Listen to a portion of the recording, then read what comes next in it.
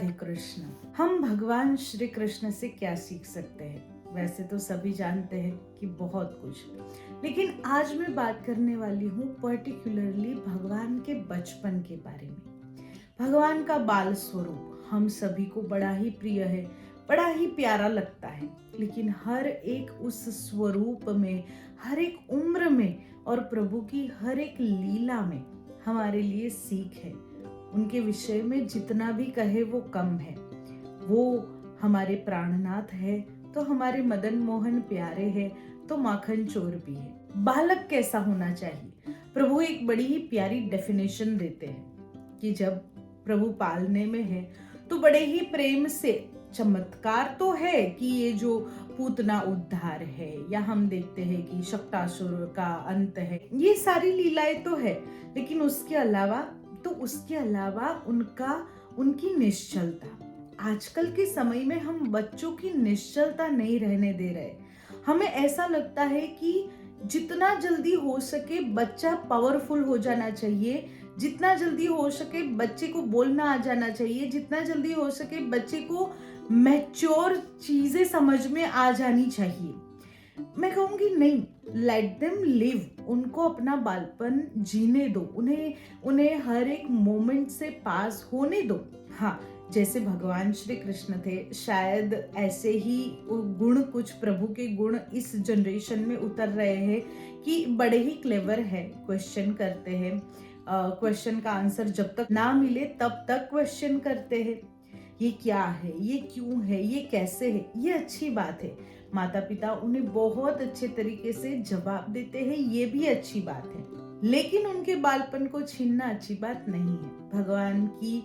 भगवान की निश्चलता दिखती है जब प्रभु अपने हाथों में माटी लेकर के खा लेते हैं, मुंह में रख लेते हैं। भगवान की वो निश्चलता है कि उन्होंने माटी खाई, लेकिन वो हमें संदेश दे रहे हैं कि वो माटी ऐसी है जिसे खाई जा सके। आजकल हम जो ये शौक में माटी खाते हैं ना, कि चलो ब्रज गए हैं तो ब्रज की रज लाएंगे और ब्रज की रज को प्रसाद के स्वरूप में लेंगे, वो अलग चीज है। वो हम कर रहे हैं, कई लोग विश्वास से कर रहे हैं, जो कि बहुत अच्छी बात है, और कई लोग बस दिखाने के लिए कर रहे हैं। लेकिन भगवान ने जो किया उसके पीछे कारण था कि मेरी ये धरती माता जो हमें इतना अन्न देती है, फल देती है, वो उनका ये जो स्वरूप है, मिट्टी स्वरूप, वो इतना पावरफुल है कि मैं उसे ग्रहण कर रहा हूँ एज अ प्रसाद। मैं आपको ये नहीं कह रही हूँ कि आप बच्चों को मिट्टी खाने दो, लेकिन मैं आपको ये कह रही हूँ कि बच्चों को मिट्टी में खेलने दो। ठीक है, हम हाइजीन की बात कर रहे हैं तो हाइजीन यहाँ पे कहीं भी हार्म नहीं होने वाला है। अगर आपको लगता है कि बच्चे को धूल की एलर्जी है तो आप उसे उससे दूर रखो, लेकिन नीचे, जैसे आजकल तो वैसे कई माँ बाप अवेयर हो गए हैं, लेकिन मोस्टली जहां तक मेरी नजर जाती है, जितनों के घर में शायद मैं जा चुकी हूँ, मैं तो उन्हें देखती हूँ, फोन है, आईपैड है, उसमें गेम्स खेलना, सारी चीजें भी जानते हैं तो गेम्स के थ्रू जानते हैं, सोशल मीडिया के थ्रू जानते हैं। क्या आप जानते हैं कि आजकल सोशल मीडिया को बच्चों को दिखाना माने बड़ा रिस्क है। ये जो भगवान की निश्चलता है ना, ये निश्चलता इसलिए भी नहीं गई थी क्योंकि संसार का रंग नहीं चढ़ा था, लेकिन हमारे बच्चों को संसार का रंग तब से चढ़ जाता है जब से वो समझदार भी नहीं हुए।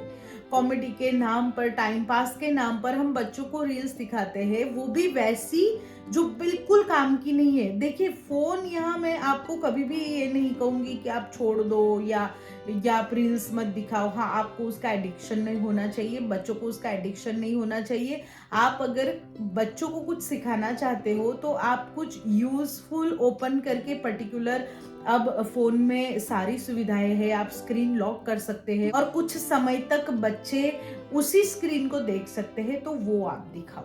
कुछ अध्यात्म से रिलेटेड, कुछ ऐसा जो उनके अंदर कुछ नया, कुछ अच्छा इंप्रूव करे। कई माता पिता को जब मैं ये कहते हुए सुनती हूँ कि अभी बच्चा है इसलिए शरारत कर रहा है, अभी बच्चा है इसलिए ऐसा वैसा बोल रहा है, बड़ा होके सीख जाएगा। नहीं, बच्चे का दिमाग बिल्कुल ऐसे होती है ना, ब्लैंक पेज के जैसा होता है, या फिर ब्लैंक नोटबुक के जैसा होता है। आप उसके अंदर जैसा डालोगे वैसा ही उसमें रहेगा और लाइफ टाइम तक रहेगा। बाद में वो सीख जाएगा ऐसा कुछ नहीं है। कुछ उम्र के बाद कि आप ठीक है 3-4 साल का जब तक बच्चा होता है आप उसे खूब लाड करो, प्रेम करो, लेकिन 5 से 10 साल का जो समय है बच्चों की उम्र का, वो वही है कि आप उन्हें समझाओ। आप जरूरत पड़े तो उन्हें डांटो, जरूरत पड़े तो आप गुस्सा करो और उन्हें समझाओ, ठीक है। और तब संस्कार आएंगे, नहीं तो संस्कार नहीं आएंगे। नंद बाबा और यशोदा मैया साधु संत के पैर छूते थे, तब जाकर भगवान श्री कृष्ण छूते थे। वो अलग बात है कि वो भगवान थे, लेकिन हम उनसे जब सीख रहे होते हैं, उनसे जब संदेश ले रहे होते हैं, तो ये एक लीला है कि नंद बाबा और यशोदा मैया कैसे स्वागत करते थे, वैसे ही कन्हैया भी करते थे।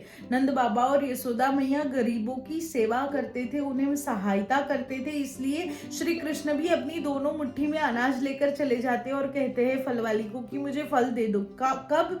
जब उन्होंने अपने माता पिता को देखा है तब।